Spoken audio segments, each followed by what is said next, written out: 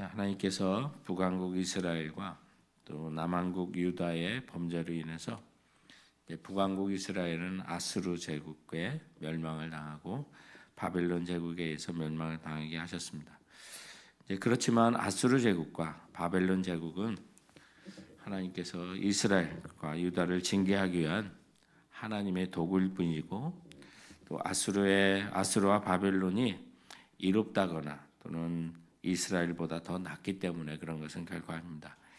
그런데 이제 아수르와 바벨론은 근동 지역에 패권을 쥔 아주 강력한 국가라는 자만심으로 기고만장했던 거죠. 그래서 하나님은 이러한 아수르와 바벨론 향한 심판을 오늘 본문을 통해서 예고하시는데, 그 당시 이 말씀을 주실 때는 그런 일이 있을까 싶을 정도로 그 나라의 권세가 강했을 때 이 말씀을 하신 것입니다. 그리고 이렇게 말씀하시고 또 역사를 그대로 이끄시는 분은 우리 하나님밖에 없으신 분이죠. 그러므로 오늘 저희들에게 주시는 또 성경의 여러 말씀들, 또 종말에 대한 말씀들, 주님 다시 오시기 위해서 하셨던 모든 말씀들을 그대로 다시 이루어지기 때문에 우리가 겸손히 주님 오시는 길을 또 기다리고 또 순종하고 살아가기를 또 성경은 우리에게 가르쳐주고 있는 것입니다. 그래서 이미 아수르 제국에 대한 심판은 오늘 13장에 나와 있지만 이사야 선지자를 통해서 이미 이사야 10장에서 예고한 적이 있습니다. 그리고 오늘 본문 13장에도 바벨론 제국에 대한 하나님의 심판을 이제 1절부터 경고를 하고 있습니다. 그래서 아모스의 아들 이사야가 바벨론에 대하여 받은 경고라. 그래서 이제 아시리아와 또 13장의 바벨론의 경고, 심판에 대한 경고를 말씀하시는 거죠. 바벨론은 남왕국 유다를 침공해서 유다를 멸망시키게 되는 나라가 됩니다. 그런데 바벨론도 거만해져서 하나님의 진노를 불러온다고 11절에 말씀하고 있는죠. 그래서 하나님은 그의 그러한 오만과 거만을 끊으시겠다고 말씀을 하시는 것입니다. 이사야를 통해서 오늘 본문의 말씀이 선포될 때 우리 바벨론과 또 아수르 제국이 바벨론이 아수르 제국보다도 더 약소한 국가였습니다. 그때 오늘 이 말씀을 주신 것입니다. 그래서 이 아수르는 바벨론에서 멸망당했다. 그런데 오늘 이 말씀을 주실 때 바벨론은 아직 아수르보다 약소한 국가일 때 이 말씀을 주신 거예요. 그러니까 정말 이런 일이 있을까 싶을 때 하나님은 역사 속에 이렇게 하시겠다고 선포를 하시고 또 실제적인 역사 속에 그대로 이렇게 하셨던 것을 우리는 이 역사를 통해서 아시게 되는죠. 그러나 이 아수르를 멸망시켰던 바벨론도 이 바사라고 하는 페르시아라는 나라와 메대의 연합군에 의해서 또 나중에 멸망을 당하게 되는 거죠. 이 메대는 바벨론이 아수르 제국을 멸망시킬 때 바벨론 제국과 연합을 해서 물리치는데 도움을 줬던 나라예요. 그러나 또 바벨론이 멸망할 때는 이 바사 페르시아에 의해서 또 멸망을 당하는 거 보면 정말 하나님은 하신다 하면 그대로 하시는 것을 보게 되죠. 그래서 오늘 제목이 바벨론의 추락, 교만의 종말이란 그런 제목이 됩니다. 이러한 상황과 오늘 매일 성경의 제목을 우리가 염두에 두고 오늘 본문을 묵상하면 우리가 훨씬 이해하기가 쉽게 되는 것이죠. 그래서 2절부터 5절까지 말씀을 보면 이 페르시아 또 바사와 메대 연합군이 바벨론을 치기 위해 준비하는 모습을 묘사하고 있는 것입니다. 많은 사람이 몰려오는, 군대들이 몰려오는, 만군의 하나님께서 바벨론을 멸하시기 위해서 군대를 검열하시고 출정을 준비하고 있다고 기록을 하고 있습니다. 지금 심각하게 심판이 앞에 있으니까 깨어 있으라는 거죠. 회개하라는 거죠. 그 당시 세계 정세가 이러이러하게 변하고 있는데 그러한 모든 과정을 하나님께서 다 섭리하고 주관하고 계셔서 역사는 주님의 이야기다라는 사실, 히스토리라는 것을 우리가 다시 한번 깨닫게 되는 것이죠. 북왕국 이스라엘을 치기 위해서 하나님께서 아수르를 사용하시고 또 남왕국 유다를 치기 위해서 바벨론을 사용하셨는데 때가 되면 이제 하나님께서 이제 이스라엘 백성을 다시 이스라엘로 돌아오게 하기 위해서 페르시아 바사 제국을 일으켜서 우리가 잘 아는 것처럼 이제 고레스의 칙령에 의해서 돌아오게 하기 위해서는 반드시 바벨론의 멸망을 당해야 되는 거 아니겠습니까? 그래서 바벨론이 멸망하는 날을 6절에서는 여호와의 날, 애곡의 날, 멸망의 날이라고 표현을 하고 있습니다. 그리고 바벨론 향한 하나님의 심판은 모두의 간담을 녹아내릴 정도로 두렵고 참혹한 멸망이 날 것이라고 이제 7절과 8절에는 말씀을 하고 있습니다. 그래서 그러므로 모든 손의 힘이 풀리고 각 사람의 마음이 녹을 것이라.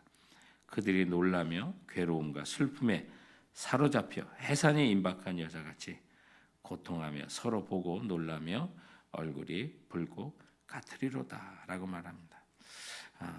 이러한 하나님의 심판은 잔혹한 진노와 맹렬한 노하심이어서 모두 진멸하게 될 것이고 폐허가 되어 들짐승이나 머무는 황폐한 땅이 될 것이라고 말씀을 합니다.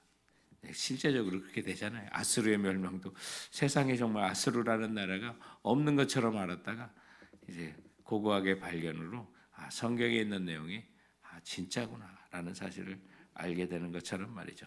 12절에서는 사람을 순금보다 희귀하게 하고 또 인생을 오빌의 금보다 희귀하게 할 것이라는 말씀을 하는데 이 오빌의 금이라는 것은 오빌이라는 금 생산지에서 나오는 최상의 순금을 가르치는 그런 표현인데 그만큼 금 중에서도 귀한 금이다라고 하는 건데 그만큼 또 이스라엘을 멸망시키기 위해서 활동했던 바벨론의 그 기세와 드세도 보이지가 않게 된다는 그런 뜻을 표현하고 있는 것입니다. 그 정도로 사람을 하나님께서 바벨론을 철저하게 이제 진멸시키겠다고 하시는 그런 예언이 오늘 이 본문 속에 나오게 되는 거죠. 그래서 이 바벨론은 메대와 함께 연합해서 아스르 제국을 무너뜨렸지만 이 바벨론 제국도 하나님께서 이 메대 사람을 충동해서 바벨론을 칠 것이라고 이 역사를 주관하시는 하나님이시니까 이렇게 말씀을 하시는 것입니다. 17절, 18절 말씀에도 보면 보라 은을 돌아보지 아니하며 금을 기뻐하지 아니하는 메대 사람을 내가 충동하여 그들을 치게 하리니 메대 사람이 활로 청년을 쏘아 죽이며 태열매를 국률이 여기지 아니하며 아이를 애석하게 보지 아니하리라. 메대가 그렇게 금도 좋아하지 않았는데 이게 오빌의 금, 그 귀한 금을 찾게 하고 그것을 빼앗으려고 메대를 이제 페르시아를 일으켜서 바벨론을 치게 하시겠다라고 말씀하시는 거죠. 우리 하나님은 이런 하나님입니다. 이스라엘 절기가 그 어떤 사건이 있은 뒤에 절기를 만들어 주신 것이 아니라 절기를 지키라, 2월절을 지키라 하시고 진짜 그런 사건이 일어나게 하시는 분은 우리 하나님이십니다. 그래서 우리 하나님만이 세상을 이렇게 운영하겠다 하시고 그대로 하시는 것이죠. 오늘 그것을 볼 때 우리가 하나님 앞에 이 세상을 어떻게 조금이라도 교만하게 살 수가 없는 것입니다. 그래서 이 마음을 우리를 갖게 하시기 위해서 오늘 이 본문 말씀을 우리에게 주시게 되는 것입니다. 그래서 한때 정말 의지했던 나라가 자기를 배신하고 치게 되는 것을 말씀하고 있는 것이고 이 바벨론은 아수르 이후에 갈대아 지역에서 찬란한 나라가 되어 자랑거리가 되었던 그런 나라이지 않겠습니까? 그래서 19절 말씀에 보면 열국의 영광이요 갈대아 사람의 자랑하는 놀이개가 된 바벨론이 하나님께 멸망당한 소돔과 고모라 같이 되리니 이렇게 말씀하고 있습니다. 이러한 찬란하고 영화로웠던 바벨론이 소돔과 같이 될 것이다 라고 경고를 하고 있는 거죠. 이스라엘에 갔을 때 소돔과 고모라 지역을 방문했던 적이 있습니다. 그런데 정말 그 화산 같은 것이 녹아서 흘렀던 그런 흔적 속에 사람들이 살았던 증거들을 어떤 폐허들을 이렇게 봤던 기억이 있습니다. 정말 하나님께서 심판하시면 이렇게 되는구나라고 하는 전율을 느꼈던 그런 건데 바벨론도 그와 같이 정말 사람이 지나지 아니하고 승냥이 여우 같은 들짐승이 왔다 갔다 하는 그런 폐허가 될 것이라고 말씀을 하신 것이죠. 이 말씀을 주실 때는 과연 정말 이런 일이 있을까? 라고 의심하는 사람이 많았을 거라고 생각합니다.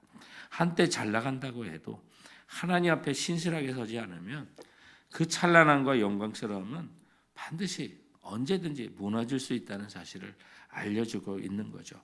하나님에 의해 합당하지 않다면 온갖 명예와 부귀와 권세를 가지고 세상을 호령한다 해도요, 하나님의 심판 아래 반드시 진멸당하게 되는 것입니다. 그러나 반대로 우리가 이 땅에서 고난을 당하고 괴로움을 당할지라도 하나님의 말씀에 따라 순종한다면 우리는 반드시 승리하게 되는 것입니다. 주께서 우리를 올리시는 것입니다. 주께서 우리의 명예를 드높여 주시는 것입니다. 그러나 자기의 이름을 높이고 또 자기의 명예를 높이는 자는, 하나님의 의로부터 벗어난 자는 반드시 추락하게 되고, 그 교만에 대한 종말은 심판이라는 사실을 오늘 본문은 우리에게 알려주고 있는 것입니다. 그래서 22절 말씀은 이렇게 우리에게 말하고 있는 것입니다. 그의 궁성에는 승리하기가 부르짖을 것이요, 화려하던 궁전에는 들깨가 올 것이라. 그의 때가 가까우며 그의 날이 오래지 아니하리라 라고 말씀하고 있는 것입니다. 내가 누리는 모든 것들은 정말 하나님이 주신 것입니다. 주께서 주신 것에 대해서 감사하고 그 은혜 안에 우리가 즐기고 또 누릴 때만 비로소 진정한 기쁨이 되는 거죠. 내가 얻은 것처럼, 내가 누리는 것처럼 정말 하나님이 주시지 않고 내 힘으로 된 것처럼 자랑하는 사람은 이 바벨론의 추락같이 반드시 멸망하게 될 것이라는 사실을 우리에게 말씀하고 있는 것입니다. 열국의 영광이라고 주변 나라들과 또 세상으로부터 칭송받던 바벨론이 주님의 손길을 한번 딱 거두시니까 들짐승의 거처가 되는 것을 우리는 역사를 통해서 이제 알게 된 것입니다. 그래서 하나님의 없는 번영은 그 찬란했던 어떤 문명도 결국 심판의 폭풍 앞에 사라질 안개 같고 정말 들짐승이 오고 가는 폐허가 될 것이라는 사실을 기억한다면, 사랑하는 성도 여러분, 우리가 세상 영광 버리고 영원한 하나님 나라, 멸망하지 않는 나라, 주님의 나라를 위해서 그 백성으로 살아가는 것만이 우리의 정말 하나님이 바라시는 그런 역사이구나라는 사실을 다시 한번 깨닫게 되는 것입니다.